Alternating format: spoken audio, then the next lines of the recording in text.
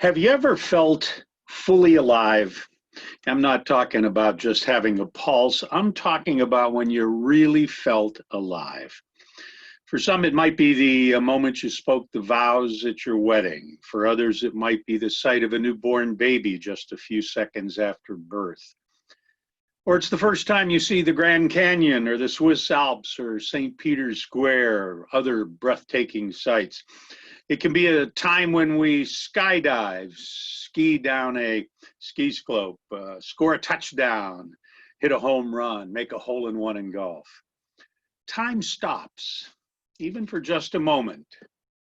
Everything seems like it happens in slow motion, and we're totally in the moment. You know, it feels great to be fully alive.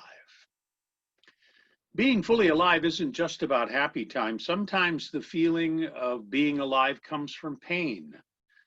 The death of a loved one, that cancer diagnosis, the job loss, the divorce, or other life-changing experiences temper us like steel and make us appreciate the lives that we have.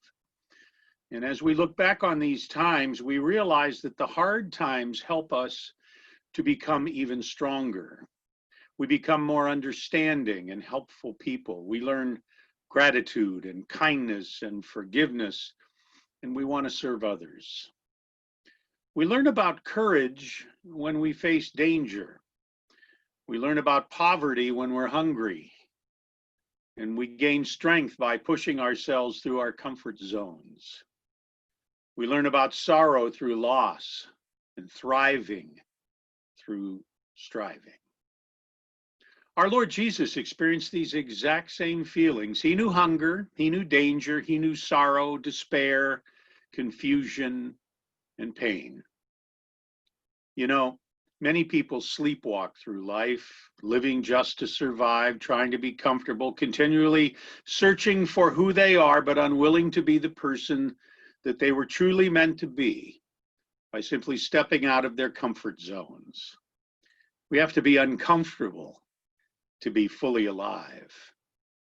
In our pain, we must depend on God to guide us, not to take away the pain, but to make us aware that the suffering through it, trusting in Him completely, that in that we can experience joy and beauty of a life fully alive. That life comes through serving others. We can build on the pain we have felt and focus in on helping those who are experiencing the same problems. The volunteer at the local hunger center was once hungry. The man offering a blanket and boots to a homeless man on the bridge was once on the streets himself.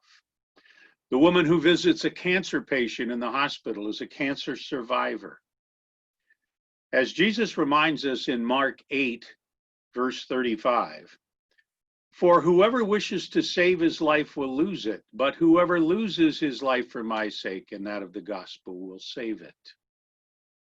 If you're not serving others, you're simply not existing. Whenever I meet someone who is fixated on their own problems, I tell them, you need to get a ministry. You need to take the pain you've experienced and use it for the glory of God. I promise that if you do that, you will experience the beauty and joy of someone who has hope, someone who has been granted a gift of new life, a life that's fully alive. If you'd like to see more of these videos, just go to the button and subscribe. Thank you so much for being with us today. This is Tony Agnesi.